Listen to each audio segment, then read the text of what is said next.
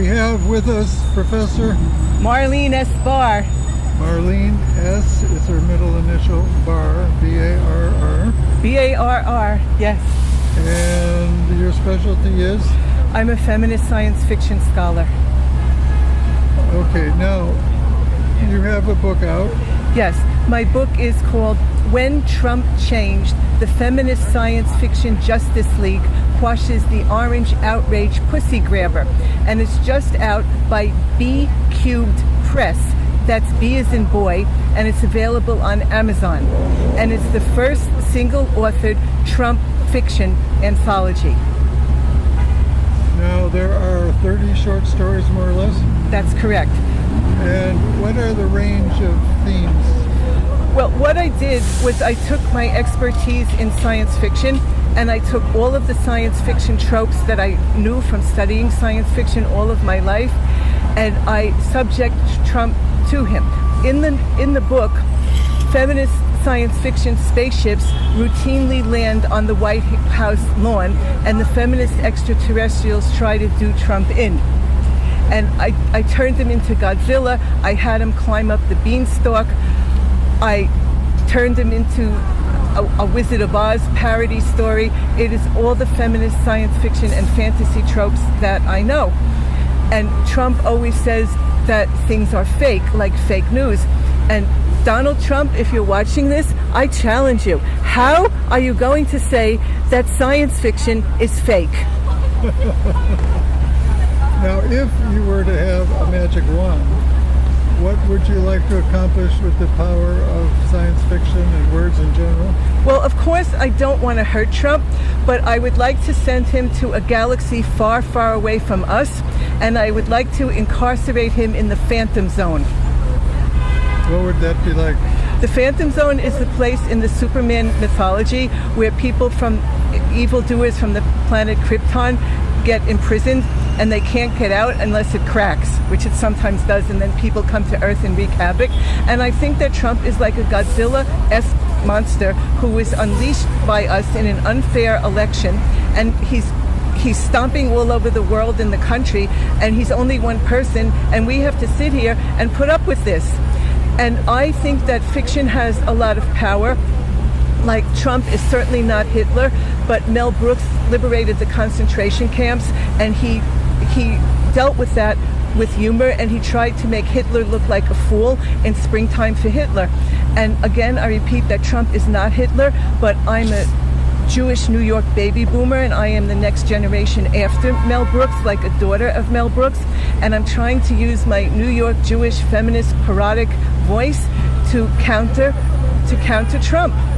Because parody is powerful and parody works. And I'm trying to make him into a laughingstock, which is what Brooks did to Hitler. Oh, laughingstock. I have a story called Springtime for Trump. Tell me about that one. In Springtime for Trump, the story shows how Trump can be made into a laughingstock. And when that happens, the whole society? No, we're all happy because we're rid of him. And I have alternative histories where Hillary becomes the president, which she should be. I think this whole thing should be a default and a mistake, and Hillary should be the president. That's never going to happen, but that's what I think. Well, as long as we're talking never going to happen, can I interest you in Julie Stein? Okay. What would she be like as a president? I won't go there because I think that she was never going to be president, and the choice was really between Hillary and Trump.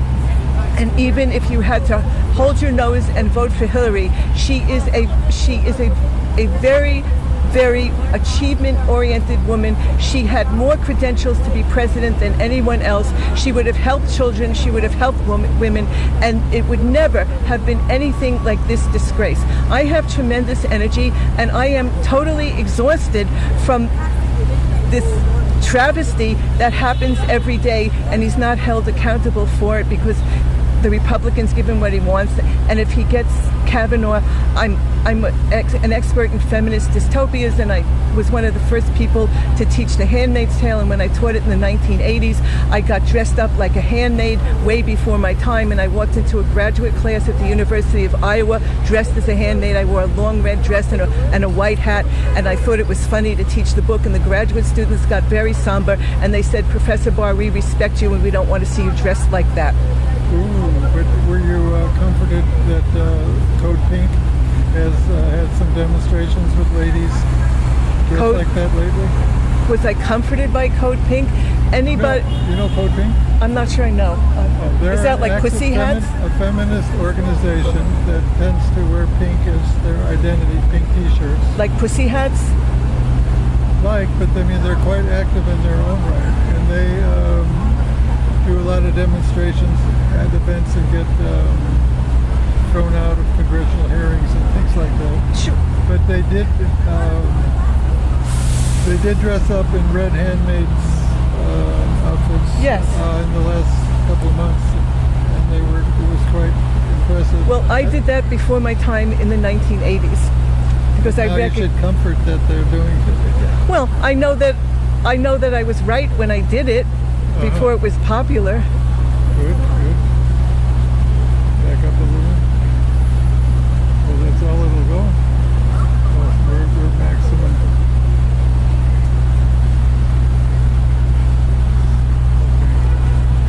So I still want to go back to the magic wand. There is an issue of feminism. Now, if you could have your wish and accomplish in our society full equality, what do you imagine? I imagine women would be the way Jews are in Israel. Like in Israel, if you're going to have a president or gas station owner or anybody doing anything, it has to be done by Jews or else Palestinian citizens, non-Jewish citizens of Israel, but Jews are the majority in Israel, of course. And in Israel, the leader of the country and the gas station attendant and the army and everything is run by Jews. And I'm not saying that everything should be run by women, but women should have equality in terms of their talents, and they should not be subjected to sexual harassment when they're trying to make a living. And the idea that the President of the United States brags about assaulting women in terms of pussy grabbing is absolutely appalling. It means that women are seen as so beneath contempt that it's okay to have a pussy grabbing chief executive. Well, it's not okay with me. And the idea that I can even say the word pussy in public, or I said the word pussy in a classroom and I used the word pussy in a book title, words change. And I don't think that the word pussy should have even been said out of the lips of the President of the United States. He is a sexual assaulter and he bragged about it, and this is reprehensible.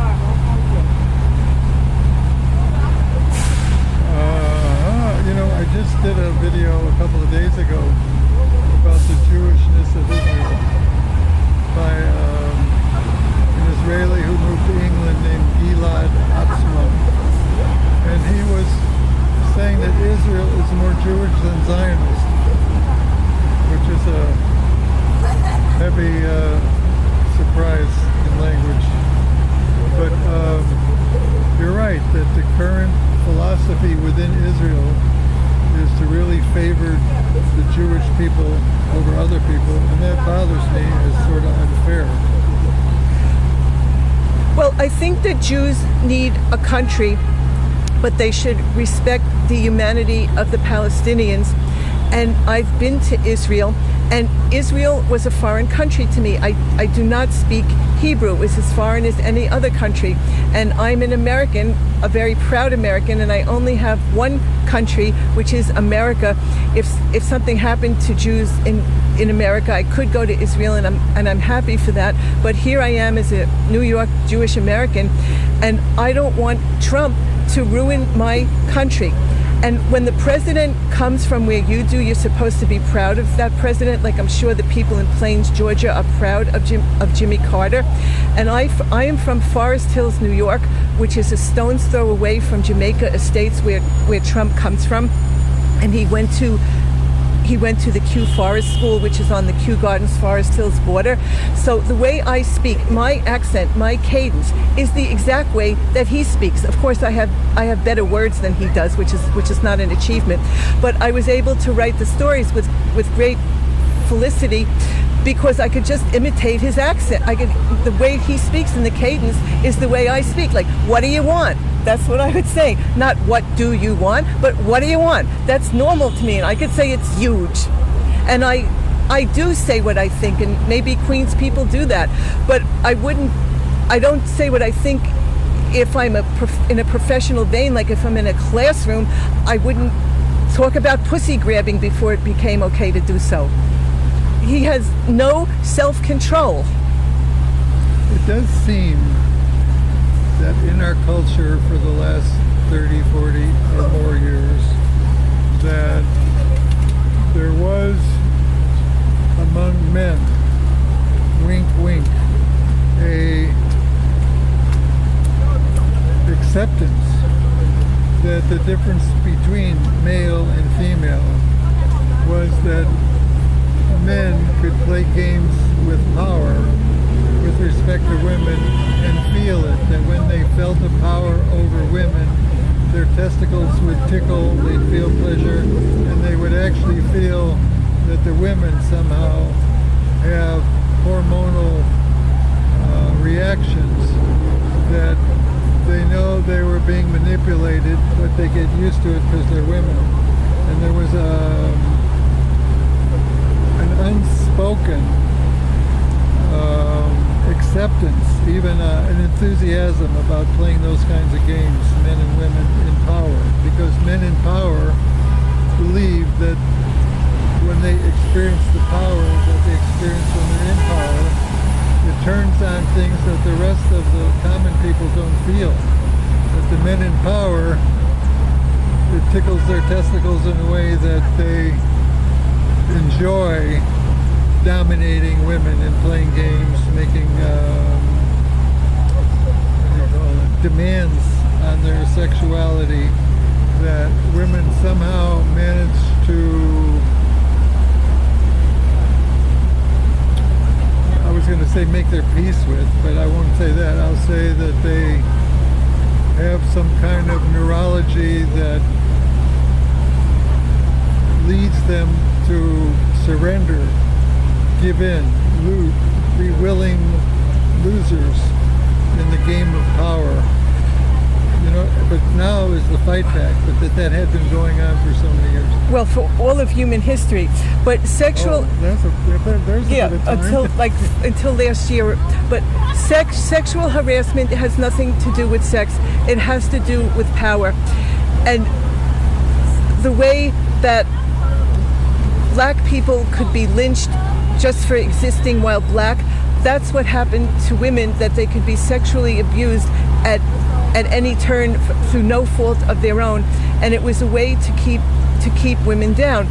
Well, finally, women are saying enough is enough and no more. And now, as we are all aware, that men in powerful positions are being fired and they can't do this anymore. And this is a very, very good thing, because like the actresses, they got a lot of attention, but they're famous actresses. They have money and power. What if you're a waitress in a diner and the owner of the diner is sexually harassing you? What are you going to do? You have to feed your kids. Maybe you can't get another job.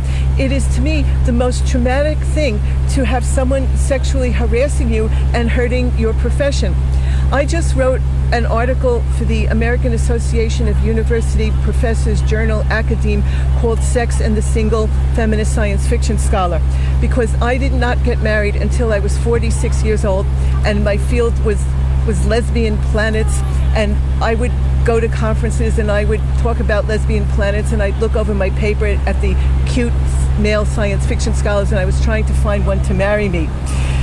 And I said that I'm a baby boomer and I grew up in this this time of sexual harassment. But I was never sexually harassed in my life, except maybe once this older popular culture scholar came to my apartment and he started to kiss me, and I knew him and he wasn't a rapist, and I said, this is not acceptable, do not kiss me, stop right now, and he did. So maybe I was sexually harassed for 5 minutes of my life and nothing happened, and he was a benign person, not a rapist person. But the male science fiction critics, they are outsiders in the literary profession because science fiction is seen as crap, and men protect women of their tribe. And I had the most wonderful dissertation director, Norman N. Holland, who recently died, and he was like a father to me, and I took my real father and I took Norm and I said, these are my two fathers, and he was the most wonderful, supportive. I have no words for what I thought of this man. So I was very, very, very lucky. And the way that I was discriminated against, and I did suffer, and I wrote this afternoon before I met you in a blog post, I was discriminated against because I was a science fiction scholar, not because I was a woman. And I coined a term called textism, which is discrimination against text, not like discrimination against sex. And I was the generation that took women's studies in the 1970s when I was in undergraduate school, and I took notes and I said, yes, this sounds good, and I'm going to have a career, and I'm not going to be stepped on by anyone. And if somebody did try to sexually harass me, like that popular culture scholar who kissed me, I wouldn't be silent. I would say stop, and I would complain. And when I was an assistant professor, I was paid less than the men, and I sure as hell complained my head off with other women assistant professors that I'm still friends with, and we couldn't win, and we all left. And we all went to other universities. So the discrimination shows up in less pay. It showed up in less pay, and particularly towards me because I was a science fiction scholar, it showed up in that they tried to quash my career because they didn't like science fiction. Like when they hired me, they thought I was a textual editor, which I was, but I did science fiction. That was very, in its day, that was very out of bounds. But I knew it was important, and I was right. And when I was a graduate student, I ran around SUNY Buffalo saying to Leslie Fiedler and Norman Holland, the best scholars of the second half of the 20th century, that Ursula Le Guin is a wonderful writer before she was known. And Norm and Leslie listened to me because they were great guys, and they said, yes, that's right. And I was responsible for the first article written about Octavia Butler, who is venerated. And Octavia Butler, I did the first science fiction anthology about black women called Afro-Future Females, and Octavia Butler said, well, you paid attention to me before I was famous, and I'm going to give you my story for free, and the only thing I want in return is a copy of the book. And I was very upset that she died before I could give her a copy of the book. And there's a new wonderful black woman science fiction scholar, Nnedi Okorafor, and I published her in 2000 before she was famous. So everything that I ever said and did was right, and my vita is bigger than the vita of those men who tried to quash me. My vita is huge, and I took my science fiction expertise to try to use parody against Trump in When Trump Changed, the Feminist Science Fiction Justice League quashes the orange outrage pussy grabber. And it comes from the short story by Joanna Russ, When It Changed, which is about men coming to a feminist utopia. And Trump will never change, and I will never change either. I always knew that feminist science fiction was smart, wonderful, and important, and I am using it now in the manner of Mel Brooks to try to make Trump look like the moron that he is. Now, let's imagine, again with the magic wand, that Trump somehow is forced to read your book. He would feel the push, the shaming, the uncomfort, what do you call it, the discomfort of things being pointed out about him. What kinds of things do you aim at happening in that regard? Well, first of all, I'm not worried about Trump reading my book because Trump doesn't read books. Right. And I think that this will never happen. But what science fiction does, it extrapolates and it exaggerates. So, of course, the feminist science fiction aliens are not landing on the White House lawn. And if I'm trying to say that Trump has become normalized. Like, here we are, we're in the middle of Manhattan, and people are not running around with signs saying, oh my God, Trump did something else today. He's become normalized. And I'm using science fiction exaggeration to show that he is not normalized. This is not normal. And in the funeral of John McCain, it was like going back in a time machine, and we were able for that week to see what real normal presidents look like. It was amazing to see Obama again, that we could see a man who is articulate and who could speak in sentences, and even George Bush looked good. Yes, I listened to Obama on YouTube a couple of days ago, and he is so articulate. He's a great writer. He's a normal president. And I don't know, maybe I have this fantasy wish, but I hope that the Democratic candidate in the next election will make Obama the vice president, and then we can have him back. That's legal. You could do that. Even though he can't run for president. He can run for vice president. Extra interesting. And I can't be the only one who knows that. And I imagine Biden and Obama going, okay, you run for president, Joe, and make me the vice president. And they go, yeah. Because Obama, how do I say, this is non-literary theory talk, but Obama doesn't take shit. And he's sitting there quietly, and I think he's going to have his day of reckoning. Now, what's your take on Bernie Sanders? I think Bernie Sanders is wonderful. The more liberal, the better. I cannot be liberal enough. Bernie Sanders is for the people. I don't understand how people vote for these Republicans. The idea of taking away Medicare, again, I can think of like the worst science fiction scenarios with the worst Godzilla monsters. I can't imagine not having Medicare and Medicaid and having all these, it's beyond my mind. Now, I assume the radio program I sent you email about, you didn't listen to. I have to say the truth. I apologize, I did but not. Let me tell you what excited me about the radio program. Thank you. It was a woman who had made movies, or made at least one movie. I think she had been an actress until then in Broadway.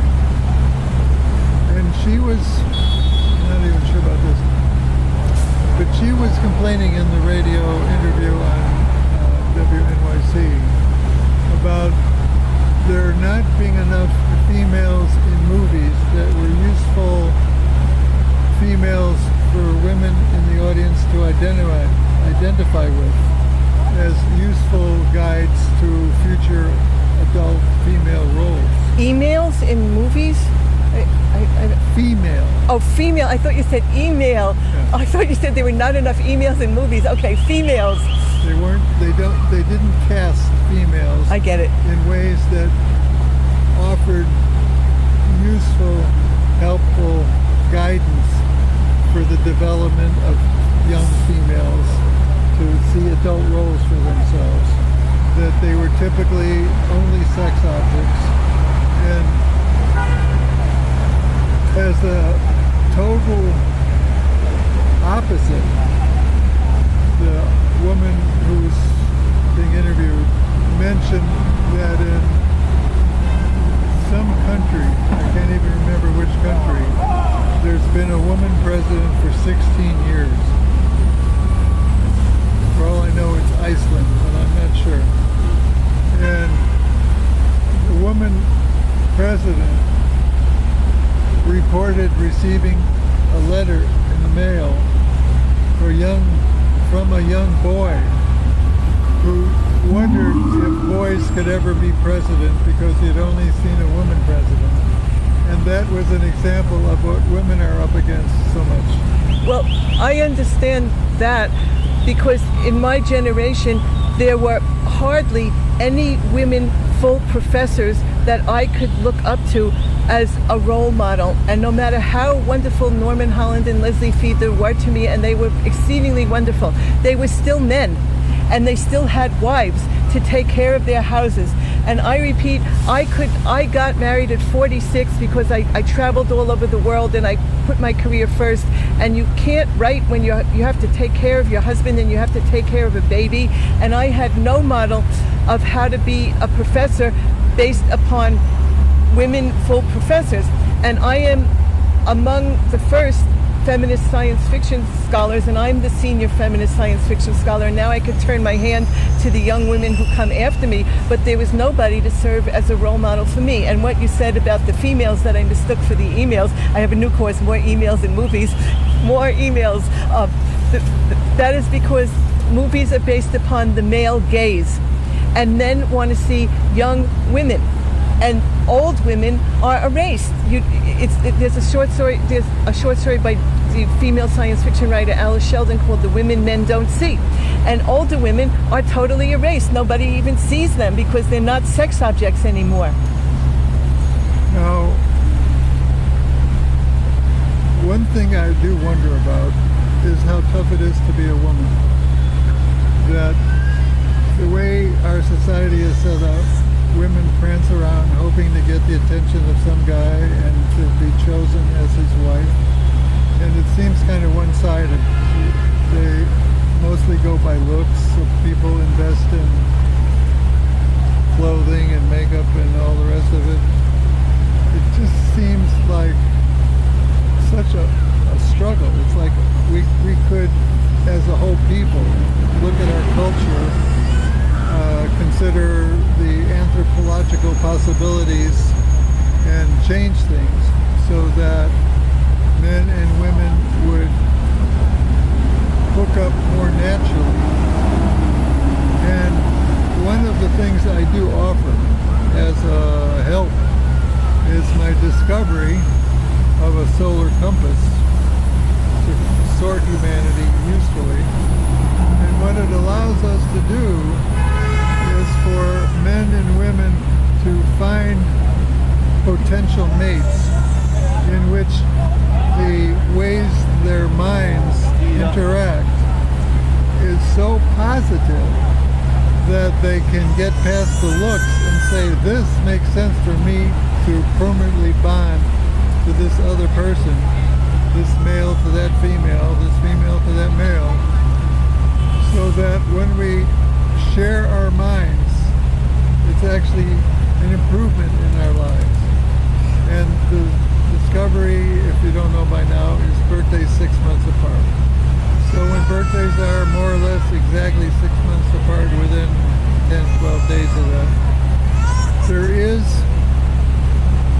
actually experienced benefit to one person saying openly what's going on in their mind, and the other person naturally responds, and there is mutual appreciation for the interaction.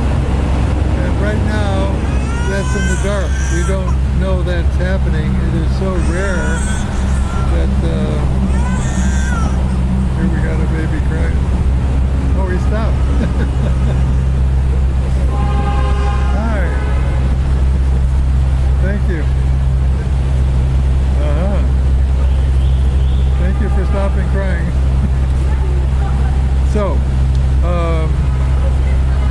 it does annoy me that I haven't gotten the word out yet, so people are still wandering around doing the looks thing and raising the skirt higher and higher and higher. Well, the looks thing doesn't work because nobody stays 20 forever.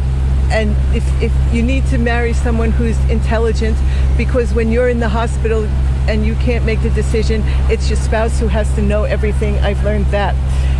And marrying for looks is very stupid because looks are transitory. You have to marry for the person's heart, the person's intelligence. And if you marry for money, someone could lose their money at any time. And you know, I have an expression, oh, you're not married to the person, don't worry. But when you're married to the person, you're really married to the person. And you have to deal with that person like for the whole day. And it's very important. And in what you said earlier in your comment, I was not the kind of woman who was trying to hitch my star to a man to make my way in the world. I very purposefully wanted to make my own way as an English professor, because in my time there were women professors who attached themselves to famous older male professors so that they could get hired. And I didn't want to do that. I really wanted to make it in my own way. And Hillary is a few years older than me, and she attached herself to Bill Clinton, and she went to Arkansas. And she would have been better if she was not attached to him because of all of his baggage, or maybe if she wasn't attached to him, she wouldn't have made it at all. But I very purposefully did not want to attach myself to any man. I wanted to be free, and I wanted to do it on my own. And I didn't try to make myself look like a sex object. You could see me, here I am in the video. I'm a very natural person. This is the way my hair grows out of my head. I don't wear makeup, I never did. And I was always able to get away with that. I guess I'm lucky in that. So I did not try to package myself as a sex object. I would never have gone to Arkansas with anybody. I was initially employed at a Southern State University, whereas a New York Jew, okay, I didn't fit in there very well, but at least I went myself and it was my own doing. And I just didn't want to get attached to anyone. I wanted to stand on my own 2 feet. And all of these famous male professors that I was around, they didn't publish me, I published them. I published Norman Holland in the first anthology about women in science fiction called Future Females. And I published all these powerful men in it. So I was publishing the men weren't publishing me. Not that they needed me because I was a junior scholar and they were famous, but at least they thought well enough of me to give me their work. So I purposefully did not capitalize on my physical appearance as a woman. Purposely, I didn't want to be successful because of what I looked like. I wanted to be successful because of my intelligence and my brain. And I did that knowingly.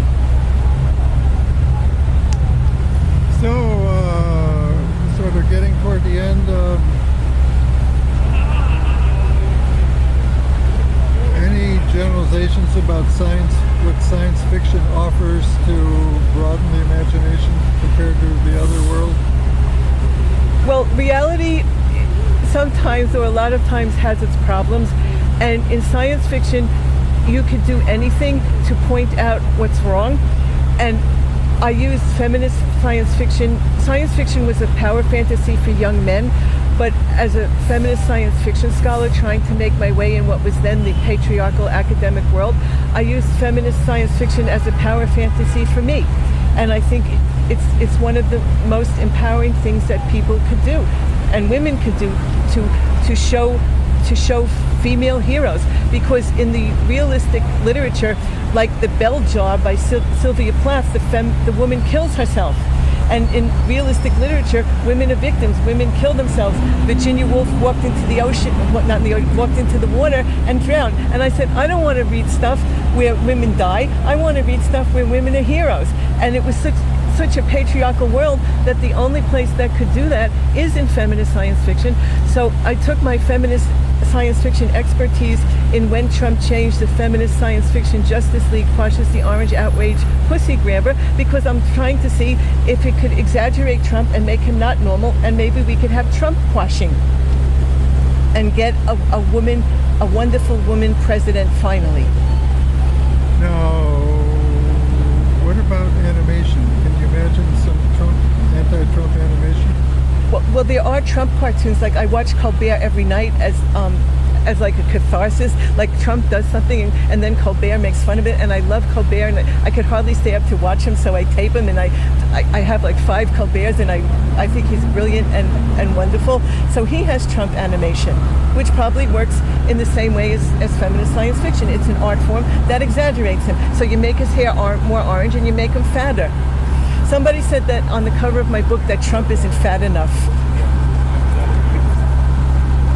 But I'm not the artist, so I didn't really notice that. Well, I share your love of Colbert. Yeah. He's amazing. And Colbert likes science fiction. Oh, he said that on the show. Oh, good. Didn't hear that. Yeah. Yeah, I watched him last night.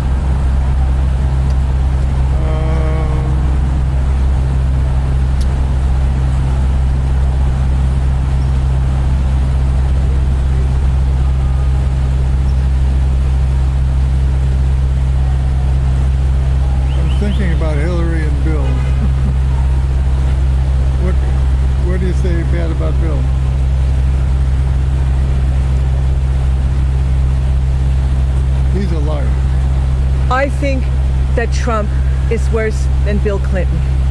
Okay, I'll agree on that. If I could have a choice between Bill Clinton and Trump, I'll take Bill Clinton. Uh-huh. Yeah. True. And you'll take Hillary to Trump, you said earlier, right? And you take Bernie to Hillary? To me, it's 6 of one and half a dozen of the other. I think they're both good, and I would take either one.